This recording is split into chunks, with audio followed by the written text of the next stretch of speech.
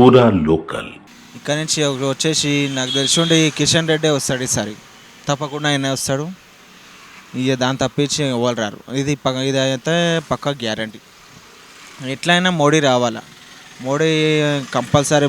మోడీ ఇప్పుడు ఉన్న కాలం నడుస్తుందంటే మోడీ గురించే. ఆయన లేకపోతే దేశం బతకలేదు. మోడీ పక్కా వస్తాడు. సికింద్రాబాద్ ఎంపీకి అయితే కిషన్ రెడ్డి పక్కా వస్తాడు. ఇంతవరకు ప్రధానమంత్రి అవ్వని రాహుల్ గాంధీ ప్రధానమంత్రి అవుతాడు. ఆడు వచ్చిండు కదా, వీడు ఎవడు సీఎం రేవంత్ రెడ్డి.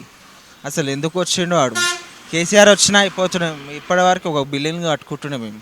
ఆడు వచ్చిండు ఏం చేస్తున్నా, రాజు అది బంధం ఇది బంధం, ఆ లేడీస్కి ఒకళ్ళు కొట్టుకున్నాడు.